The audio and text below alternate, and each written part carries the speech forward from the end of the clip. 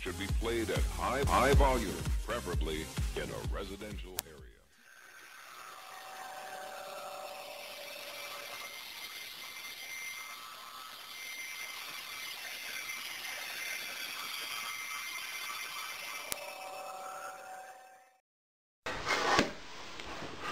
Boom to the hay, all you sports fans out there.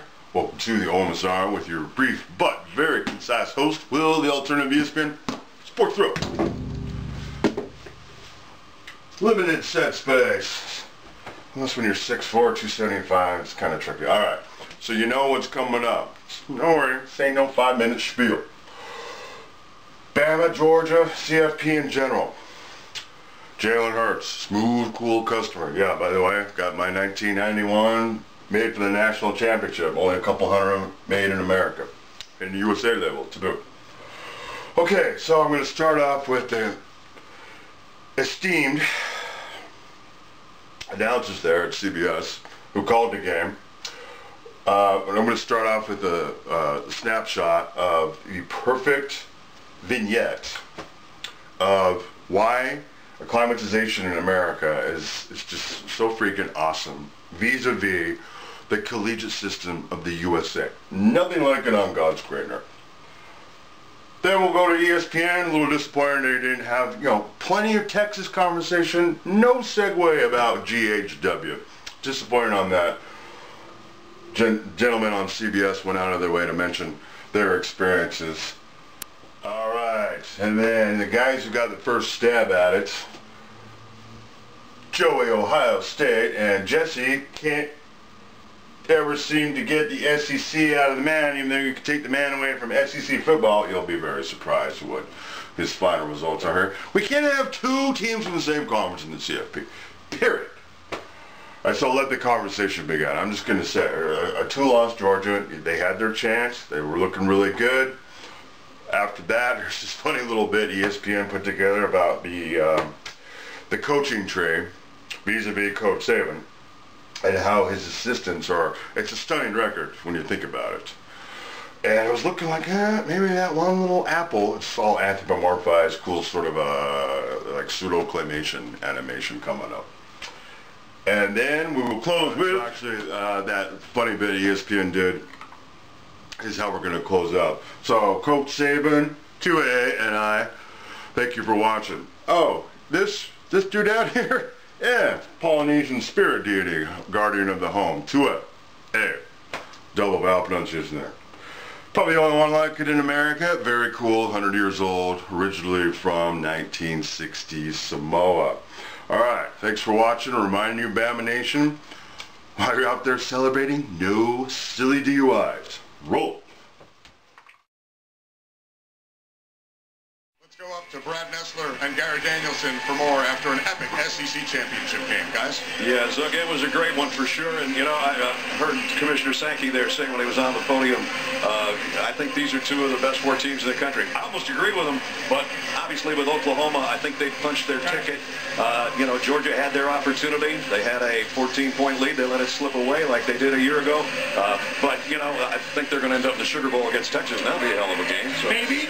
I don't almost agree with them. I do agree with them. I think coming into this game, Georgia proved they're one of the 4 best teams in the country. I don't know how this committee is going to rank this. They don't probably want to rematch the first. Well, put them third then. I mean, I don't care. Georgia's one of the 4 best teams, period. That's what the committee is supposed to do.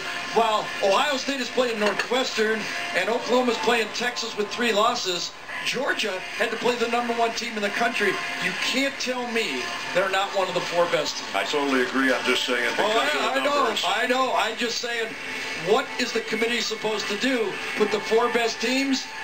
That's what I thought they were. I've been arguing the other way. I'm told I was wrong all these years. Okay. Well, you might be wrong in the end too, Gary. But that's the opinion. They were top 4 coming in. But this championship game for this conference, it stands as a national quarterfinal today. I agree with him. Might pass Notre Dame. Put Notre Dame 4 and let let Georgia play Clemson. Well, if Georgia beats Clemson, we need to get Danielson a seat on the committee. That's what we need to do. If Georgia plays Clemson, and then they get a third shot at Alabama, can they close the deal then? Clemson, in their second shot versus Bama, they were able to close the deal. Now, they didn't have a shot last year in the Sugar Bowl versus Bama, but at least in that second opportunity, they won. Maybe Clemson does everybody a favor and lets Pitt beat them tonight. Hey, I know one thing, guys. I have to do a Notre Dame basketball game coming up in a couple weeks, so I'm going to let him have this, and I'm going exit state right. Oh, hey, Barry. Here I am. First down. Georgia calls a timeout with 3 seconds to go. There's still a flicker of a chance. Fromm avoids the sack. He goes deep. And a great job by Bama in the end zone, knocking it down. Nick Saban moves to 16-0 against former assistants. They'll be the 1 seed. Roll Tide. I've probably never been more proud of a player than Jalen.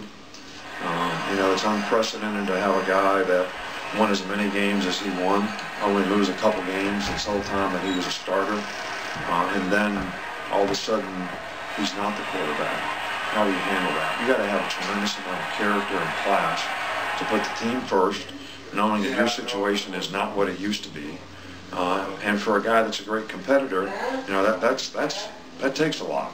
It's not easy to do.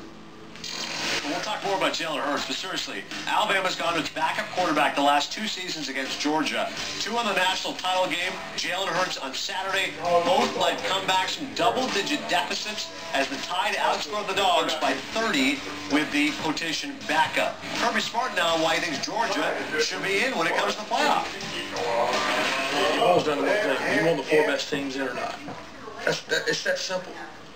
You know, they sat at home last year and got to go to the game while everybody was beating each other up, and they had a good football team. Give that coach across the sideline a vote who he doesn't want to play. And it'll start with us. I promise you don't want to play us. Ray John, passion there from Kirby Smart. As far as Alabama's concerned, fellas, 8th win in the SEC championship game, most in conference history. And Joey, how about the narrative of Jalen Hurts? Gets pushed aside, gets a chance to come back, and he delivered. It's one of the reasons why you have to love sports. Whether or not you like Alabama or not, this young man got another chance, and he delivered. Yeah, and how about the luxury of Alabama? Going to the bench to grab a kid that is 26-2 and gone to 2 national championship games. Now give Jalen Hurts a ton of credit. This young man stuck it out, and he came back. A lot of guys would transfer or go somewhere else because they weren't playing. Jalen Hurts stuck with Alabama, and this is his moment. Comes into this game off the bench. Think about sitting on the bench, not just for weeks, but in this game for 2.5 quarters going on, and all of a sudden you have to come in and make these kind of throws. It wasn't easy. He had to move around, he had to run the ball, he had to throw on the run. The reason Jalen Hurts was taken out of starting for Alabama was 2 as a better passer. So now Jalen Hurts comes in and they're behind, and he has to throw the ball. Went 7 of 9 for 82 yards. Alabama was 0 for 6 on 3rd downs with 2 in the game. Jalen Hurts comes in, they go 5 for 5, and it's crucial throws. We know what kind of athlete he is. We know he can run the ball. But to come in and make these kind of plays, this is a great play call. It's man-to-man on the outside. As a quarterback, you take off running. There's no one paying attention on the back end. And Jalen Hurts, who doesn't look 100% running the ball, still has the ability to get this ball in the end zone. I take my